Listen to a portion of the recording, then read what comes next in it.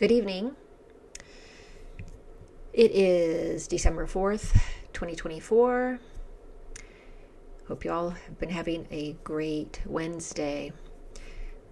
As you can tell in the title, we'll be talking a bit about the war in Syria and what's been going on with the Ukrainian churches in Ukraine since the Russian-Ukrainian war started.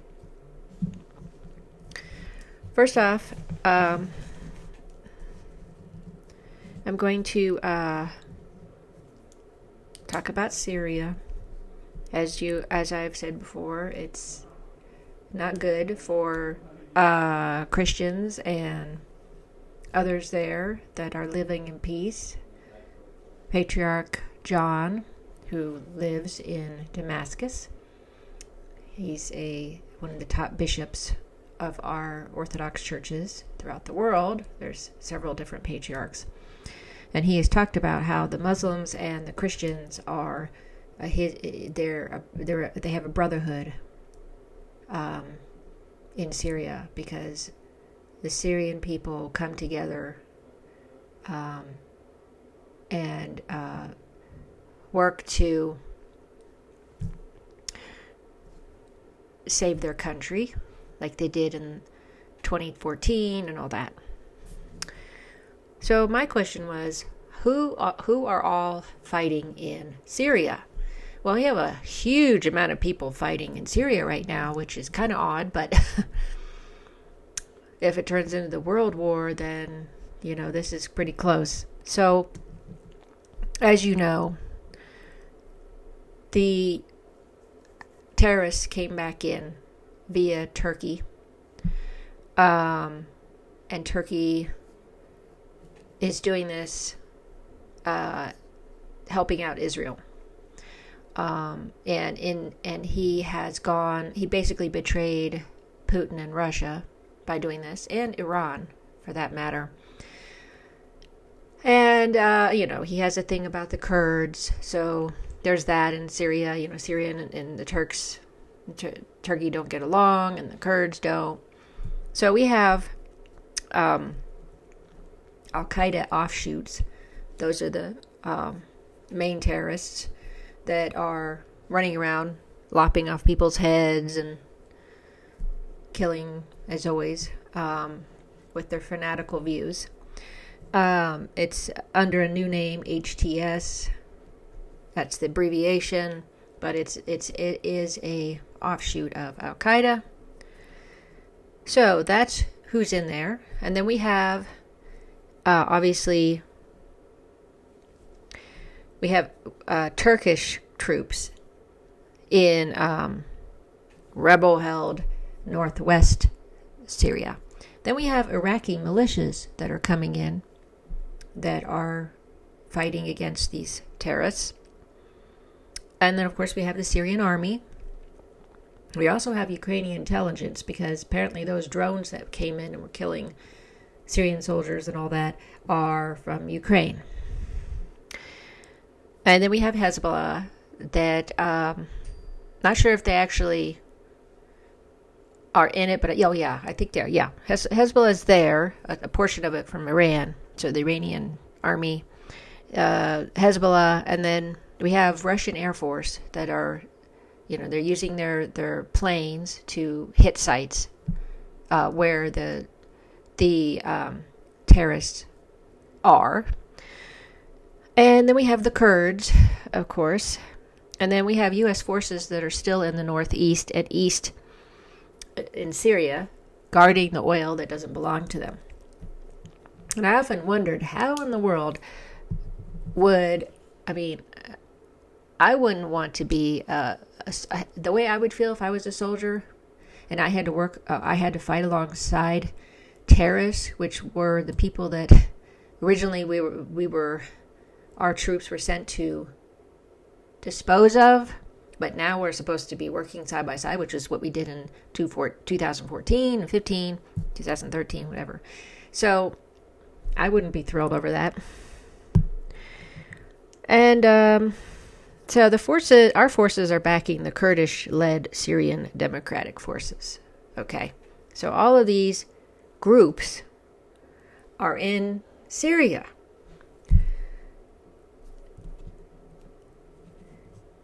I mean, Israel's been bombing Syria off and on. You know, they said something like 30 bombs in Syria in the past month or so. And they do this every now and then. And I noticed that the IDF actually bombs Damascus just about every Christmas. Okay, let's see. That's what's going on over there. It's not looking good. I know about the South and North Korea thing. There's that war. Well, it's not war, but there was a martial law, and South Korea people stood up against it, and their parliament voted 100-0 to say no to the martial law, which is good, that they were able to keep everything, their country okay.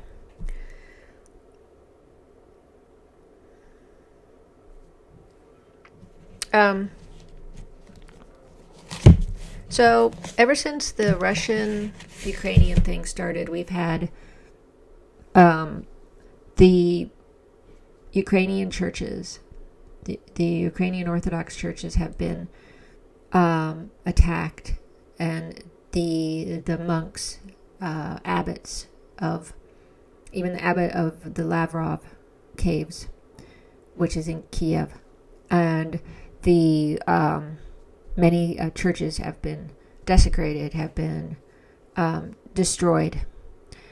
And these are not, and the Zelensky government has been arresting some of these bishops and abbots and all that, because they are in the canonical church, the canonical Orthodox church. And if you don't know the history, I go to a Greek Orthodox church. My church is in communion with the Russian Orthodox Church and the Ukrainian Orthodox Church and the Romanian Orthodox Church and the Syrian Orthodox Church. The Antiochian Orthodox Church and the Serbian Orthodox Church. Okay, and so it's worldwide. And Patriarch John he's the Patriarch of Antioch, which is the center is Damascus, because they've been there since Christ has walked earth. So, this lineage has been there for that long. Each patriarch has had a lineage to the first bishops, disciples underneath the apostles, the disciples of the apostles, and then the appointed bishops to different C's, as they call them, SEES. I have the video posted in my description under this video of a more recent attack of a Ukrainian Orthodox church in around October 17th. It was recorded, and I think it's a couple of churches, and it's very disturbing. I was in tears watching this. The bishop there, they busted in. The bishop ended up being hit on the head, but he had his little hat on, so it wasn't so bad. He got a concussion, but he had burns and concussions, and he was hit on the head with a baseball bat. And these people that are doing this they're called the schismatics. So these people who are pretending to be part of the church that aren't, our patriarch in Istanbul, or as we still call it, Constantinople.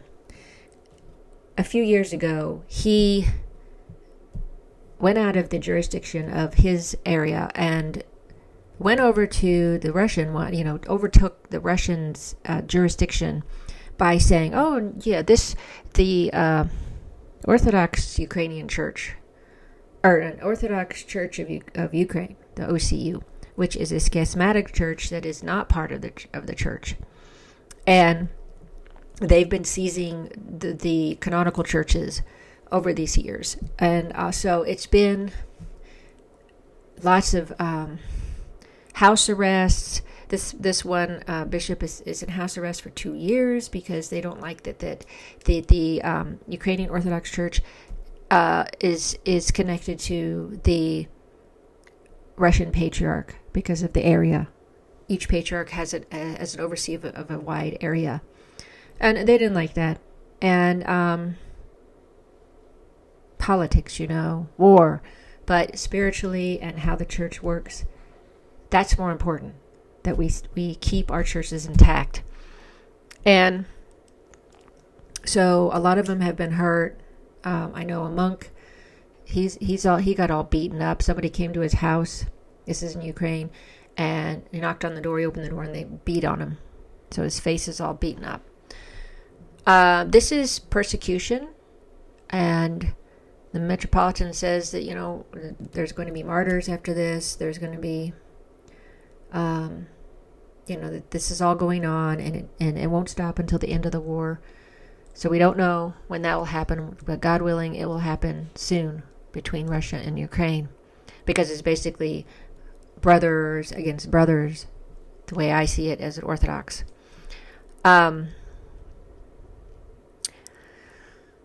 So I'm giving you that information because when the Patriarch Bartholomew did that, and he's in Turkey, he's of Greek descent, he overstepped his jurisdiction, and that's a grave error. That's basically, to me, that's a grave sin to have caused, all these people to be hurt. I mean, the lay people in the church had their limbs, their arms and legs broken in this Ukrainian church by these evil people. They're obviously against God. They go in and they destroy God's church, destroys God's house. So it's very disturbing. I haven't looked at it for a while, but I decided to look recently. And then, it's too upsetting to watch all the time. So I just have to watch sparingly. So it's been several months, but this is still going on, and it needs to stop. And there are Orthodox prophecies on this where Russia will win, will go down, and it'll end. Ukraine will lose.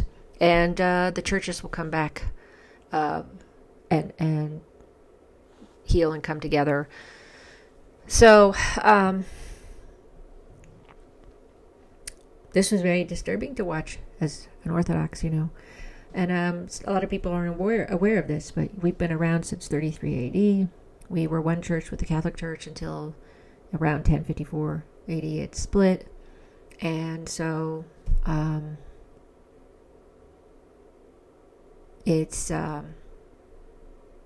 we've been pretty much preserving the faith from the beginning.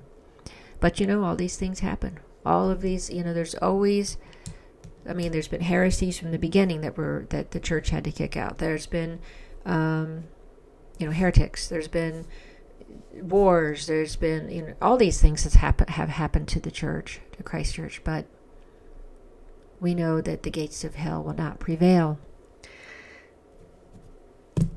That's what I wanted to talk to you about in this video, and hoping that I will add one thing, and it's the President Trump nominated let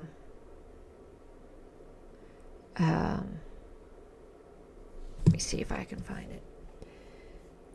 Let's see. I have this up here. Okay, so Mossad Bulis. President Trump nominated Mossad Bulis for let me see, what was it called? He's going to serve as his senior advisor on Arab and Middle Eastern affairs. I was thrilled to hear this because it definitely is an Arab name, and I thought, well, that's good, And then it turns out that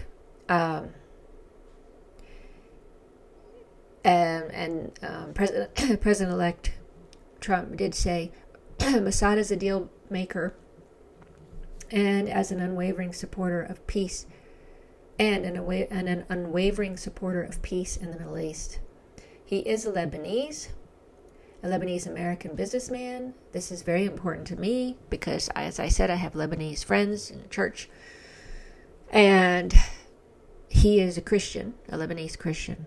And so at least President Trump will have the ear of a Lebanese Christian that hopefully will make more notice of help him to be more aware. And I think he is aware now because his daughter got married to, Trump's daughter got married to Mossad's son in 2022. So I think he's more aware of this. And this is a good thing because you need somebody from that area to understand what's going on. You know, his father was obviously still in Lebanon at the time. So I think it's important considering what's going on in the Middle East. Now we have Witkoff. I think his name is Witkoff. Witkoff. I think it's Witkoff. The President Trump's golfing partner. So Witkoff is doing the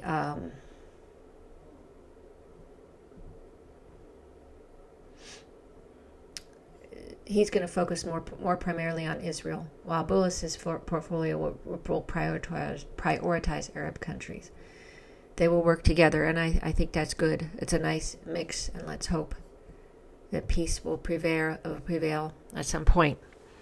But I wanted to give you that information because it's important to know that he has a more balanced two people that can advise him on this about the Middle East, and I'm really happy about that. I will be back later for some other news, but I wanted to give you this news. Sorry for the rambling. And if you have any comments on this, comment below this video. If you like my content, please follow my channel and like my videos. Until next time.